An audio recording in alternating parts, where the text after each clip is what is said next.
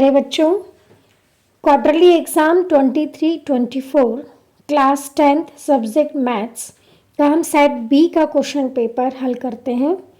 Question number 1 है, सही विकल्प चुनिए।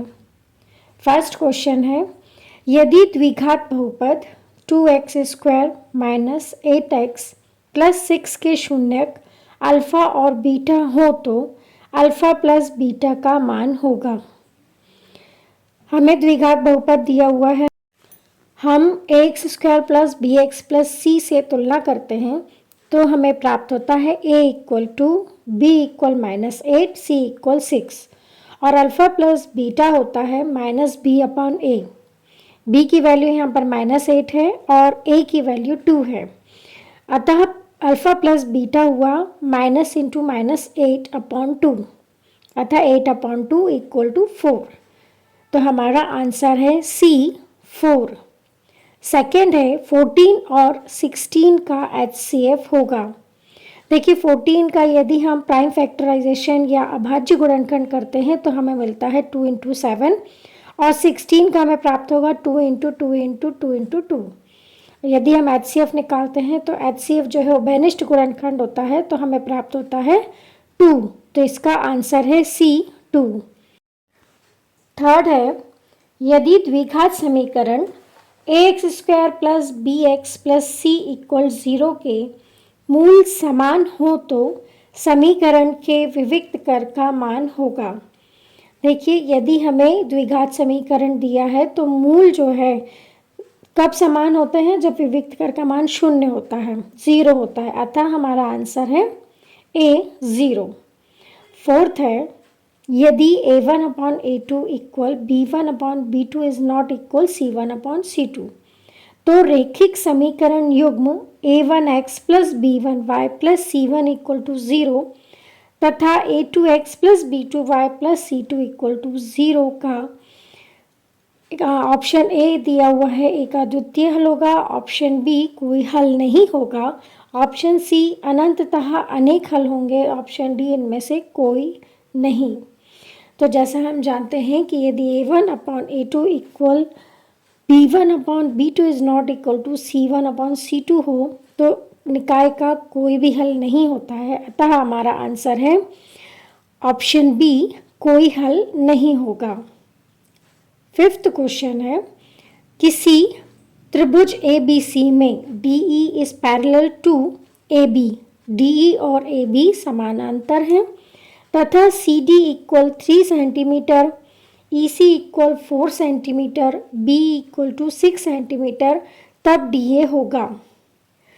यहाँ हम देख रहे हैं कि D और AB जो है हमें समांतर दिया हुआ है।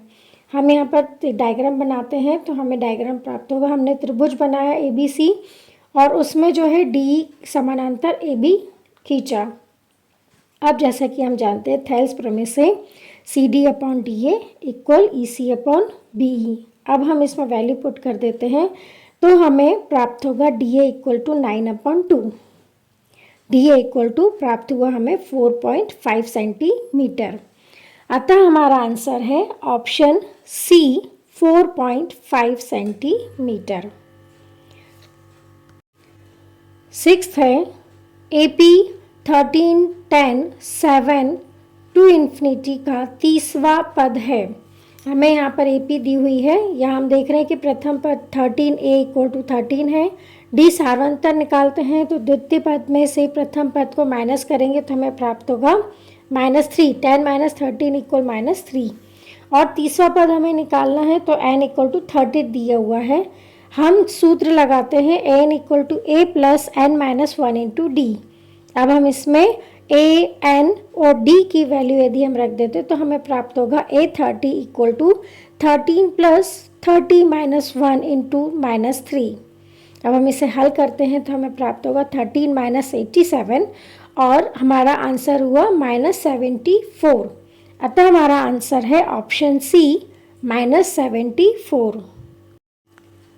क्वेश्चन नंबर 2 है, रिक्त स्थानों की पूर्ति कीजिए। फर्स्ट है, द्विघात बहुपद में शून्यकों की अधिकतम संख्या डैश होती है। द्विघात बहुपद में शून्यकों की अधिकतम संख्या 2 होती है, अतः हमारा आंसर है 2। सेकेंड है, एक समीकरण px इक्वल 0 जहाँ px घात 2 का बहुपद हो डैश समीकरण कहलाती है। घात 2 के बहुपद को हम द्विघात बहुपद कहते हैं, अतः हमारा आंसर है द्विघात। थर्ड है, समरूप त्रिभुज के संगत कोण डैश होते हैं। संगत त्रिभुज के प्रतिबंध के अनुसार हम कह सकते हैं कि समरूप त्रिभुज के संगत कोण बराबर होते हैं, अतः हमारा आंसर है बराबर। फोर्थ है, 4√3 एक डैश संख्या है। तो 4√3 जैसे हम जानते हैं कि एक अपरिमेय संख्या है, अतः हमारा आंसर है अपरिमेय। फिफ्थ है, समीकरण 2x plus y equal k में यदि x equal to y equal 1 हो तो k का मान डैश होगा। अब हम जो हमें समीकरण दिया है हम उसमें x बराबर 2 और y इक्वल टू 1 यदि हम पुट करते हैं रखते हैं तो हमें प्राप्त होता है k इक्वल टू 5, अतः हमारा आंसर है 5। क्वेश्चन नंबर 6 है, यदि a b c समांतर श्रेणी में है तब b को a और c का डैश कहते हैं। जैसा कि हम जानते हैं कि यदि a b c समांतर श्रेणी में है तब b को a और c का समांतर माध्य कहते हैं और b equal a plus c upon 2 होता है, अतः हमारा आंसर है समांतर माध्य। क्वेश्चन नंबर 3 है, सत्य या असत्य लिखिए। फर्स्ट है, ax प्लस b इक्वल 0 एक द्विघात समीकरण है।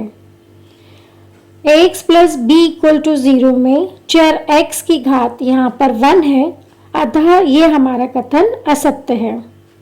सेकेंड है, 1/√2 एक परिमेय संख्या है। 1/√2 एक अपरिमेय संख्या है, अतः यह कथन असत्य है। क्वेश्चन नंबर 3 है, द्विघात समीकरण 2x² minus 4x plus 3 equal 0 का विविक्त कर 8 है। जो हमें द्विघात समीकरण दिया गया है उसका हम विविक्त कर निकालते हैं। तो द्विघात समीकरण की तुलना हम ax² plus bx plus c equal 0 से करते हैं, तो हमें a equal to b equal -4 और c इक्वल टू 3 प्राप्त होता है। अब विविक्त कर d equal to b² minus 4ac में a, b और c की वैल्यू हम रख देते हैं, तो और हल करके हमें प्राप्त होता है 16 माइनस 24 और 16 माइनस 24 होता है -8, अतः हमारा ये कथन असत्य है। फोर्थ है, एक प्राकृत संख्या का अभाज्य गुणनखंड उसके गुणनखंडों के क्रम को छोड़ते हुए अद्वितीय होता है, यह कथन सत्य है। फिफ्थ है, यदि एक त्रिभुज के दो कोण एक अन्य त्रिभुज के क्रमशः 2 कोणों के बराबर हों तो त्रिभुज समरूप होते हैं। डबल ए समरूपता कसौटी से हम कह सकते हैं कि यह कथन सत्य है। सिक्स्थ है, एक बहुपद px के शून्यक उन बिंदुओं के x निर्देशांक होते हैं जहां y इक्वल px का ग्राफ x अक्ष को प्रतिच्छेद करता है, यह कथन सत्य है। क्वेश्चन नंबर 4 है, सही जोड़ी मिलाइए। हमें स्तंभ A और स्तंभ B दिया गया है। स्तंभ A को हमें स्तंभ B के सही ऑप्शन, सही आंसर से हमें मिलान करना है। तो हम फर्स्ट देखते हैं। फर्स्ट सभी वर्ग होते हैं, तो सभी वर्ग समरूप होते हैं, अतः हमारा आंसर है समरूप। सेकंड है, समांतर श्रेणी का nवां पद। तो समांतर श्रेणी का nवां पद होता है an equal a plus n minus 1 into d, अतः हमारा सेकेंड का आंसर है an equal to a plus n minus 1 into d.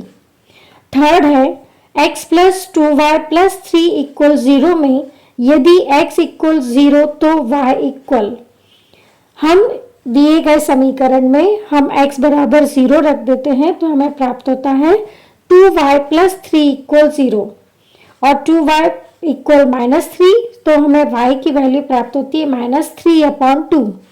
अतः थर्ड का आंसर है -3/2। फोर्थ है द्विघात समीकरण x² - 1 = 0 के मूल। तो हम x² - 1 = 0 के मूल निकालते हैं तो हमें प्राप्त होता है x² = 1। तो इसके हमें मूल प्राप्त होंगे x = 1 और -1। फिफ्थ है रैखिक बहुपद की घात। तो रैखिक बहुपद की घात 1 होती है, अतः हमारा आंसर है 1। फिफ्थ का आंसर 1। सिक्स्थ है 81 और 27 का एलसीएम है। तो हम 81 का प्राइम फैक्टराइजेशन मतलब अभाज्य गुणनखंड करते हैं तो हमें प्राप्त होगा 3 × 3 × 3 × 3 मतलब 3⁴। और 27 का हम अभाज्य गुणनखंड निकालते हैं तो हमें प्राप्त होता है 3 × 3 × 3 अतः हमारा एलसीएम हुआ 3⁴ = 81। अतः 6 का आंसर है 81। क्वेश्चन नंबर 5 है एक शब्द या वाक्य में उत्तर दीजिए। फर्स्ट है संख्या 5005 के अभाज्य गुणनखंड लिखिए। सॉल्यूशन देखते हैं। हम यहाँ पर 5005 के अभाज्य गुणनखंड निकालते हैं तो हमें प्राप्त होता है 5 × 7 × 11 × 13। अतः हमारा आंसर है 5005 = 5 × 7 × 11 × 13। सेकेंड है रैखिक समीकरण y = mx + 3 में यदि x = -2 y = 5 हो तो m का क्या मान होगा। सॉल्यूशन देखते हैं। जो हमें रैखिक समीकरण दिया गया है उसमें हम x = -2 और y = 5 रखते हैं तो हमें प्राप्त होता है 5 = m × -2 + 3।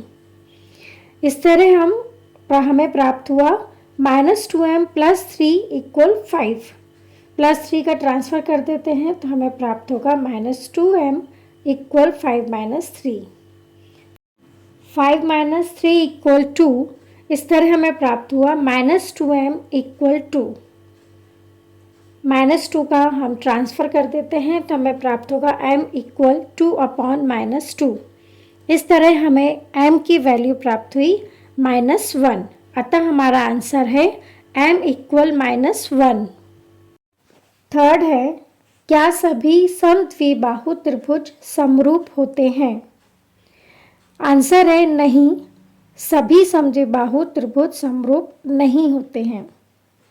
फोर्थ है द्विघात बहुपद x² + 7x + 10 के शून्यकों का योग लिखिए। सॉल्यूशन देखते हैं। हमें द्विघात बहुपद दिया गया है x² + 7x + 10।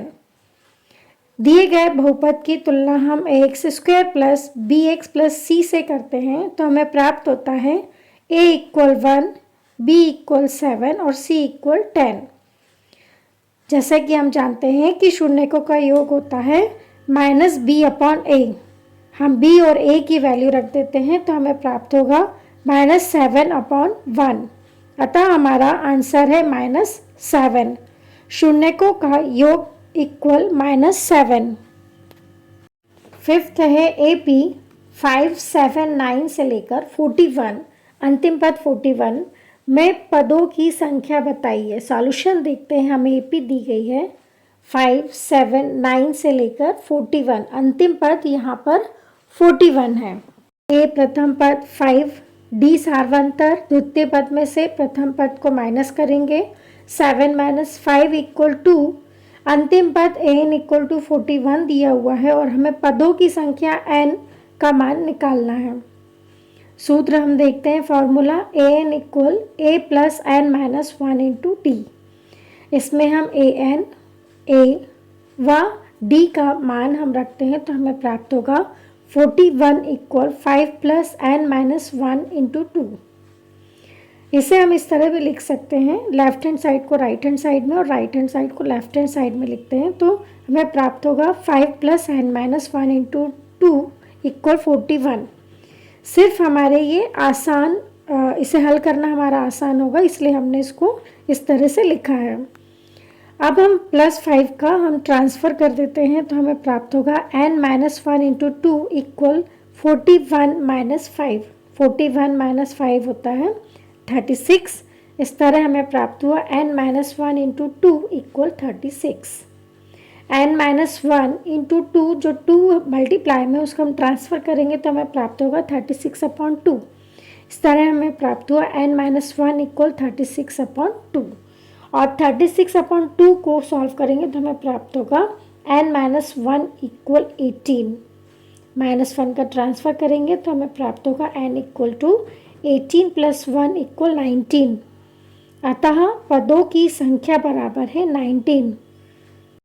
6th है, यदि किसी द्विघात समीकरण के विविक्त कर का मान धनात्मक हो तो उस समीकरण के मूलों की प्रकृति कैसी होगी?